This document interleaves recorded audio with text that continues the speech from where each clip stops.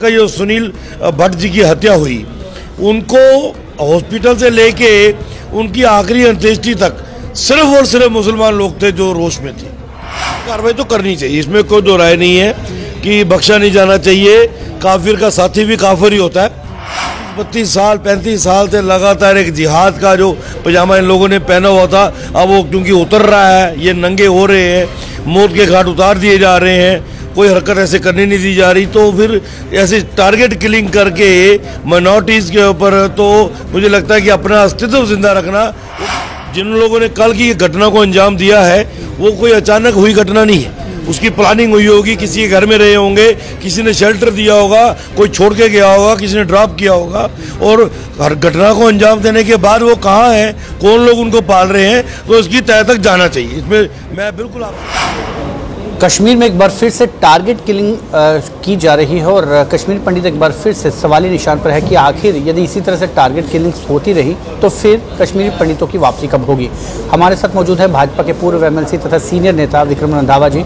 विक्रम जी, भाजपा क्या समझती है कि एक तरफ से अभियान ये चलाया जा रहा है कि कश्मीर में शांति है, सभी तरह की चीज़ें अब पटरी पर आ रही है, वहीं दूसरी तरफ से इस तरह की जो टारगेट किलिंग्स होती हैं, आपको लगता है कि वो रास्ता से भटक सकती है सरकार? देखिए, मुझे लगता है कि बौखलाहट जो है वो इस तरीके की हरकतें करके, ये जो पाकिस्तानी पट्टे हैं जो थोड़ी तादाद में बचे हैं, वो इस तरीके की हरकतें करके अपना अस्तित्व जिंदा रखना और एडमिनिस्ट्रेशन को ये बताना हम लोगों भी हैं, वो ये घिनौनी घटिया हरकतें करते। कल आपने देखा जो सुनील भट्ट जी की हत्या हुई, उनको हॉस्पिटल से लेके उनकी आखिरी अंत्येष्टि तक सिर्फ और सिर्फ मुसलमान लोग थे जो रोष में थे,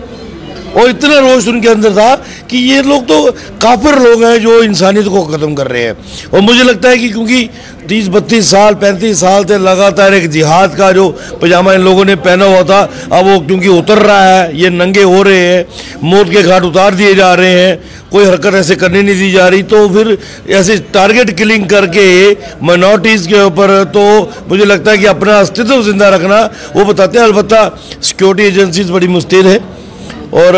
पहले भी जो टारगेट किलिंग्स हुई हैं, उन टारगेट किलिंग्स को अंजाम देने वाले 24 या 36 घंटे के अंदर मौत के घाट उतार दिए गए, ये भी नहीं बचेंगे। सुरक्षा बल अपनी तरफ से पूरी अपना काम कर रहे हैं, लेकिन जो सरकारी प्रेशर होना चाहिए, क्या आपको लगता है पर्याप्त है? जिस तरह से योगी सरकार स्टोन पेल्टर्स का पिछला पूरा एक पीले पंजे के जरिए उखाड़ फेंकती है, क्या इस तरह की मुहिमें कश्मीर में होनी नहीं चाहिए? देखिए, अब कश्मीर के समाज को एक विश्वास में लेने की तरफ भी सरकार की कोशिश रहती है कि हम इनको विश्वास में लें। आप ये देखिए, ये इतिहास के अंदर मुझे लगता है कि सबसे बेहतरीन 15 अगस्त का दिन गया है। तकरीबन 6 लाख से ऊपर स्थानों पे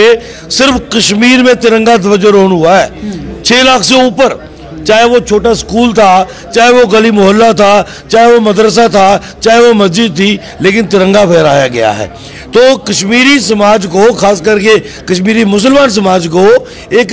मेन स्ट्रीम से जोड़ने की तरफ अगर सरकार थोड़ी लिबरल है तो उसका ये लोग निजायज फायदा ले रहे हैं। आप खुद कह रहे हैं कि सुनील भट्ट जी की जो अंतिम यात्रा थी उसमें वहाँ के मुस्लिम भाइयों ने खुद रोष प्रकट किया कि कुछ काफिर हैं जो ये गलत काम कर रहे हैं। तो जब उन काफिरों के खिलाफ, और यदि उनके खिलाफ भी उनके घरों में पीला पंजा चलेगा, तो वो तो सपोर्ट करेंगे ना कि हाँ भाई ये काफिर है, होने दो, जैसे यूपी में हो रहा है वैसे कश्मीर में भी हो रहा है। सख्त कार्रवाई तो करनी चाहिए, इसमें कोई दो राय नहीं है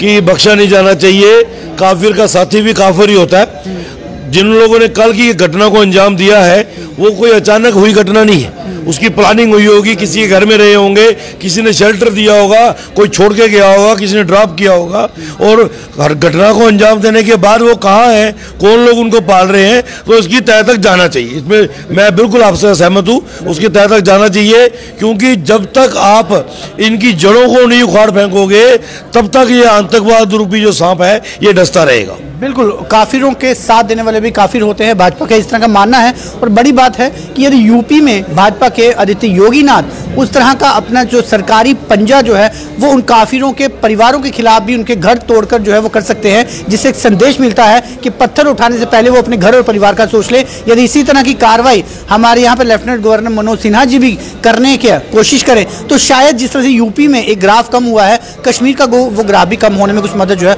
वो जरूर मिल पाएगी। रंधावा साहब, आपको बहुत बहुत शुक्रिया, धन्यवाद। फिलहाल आप जुड़ रही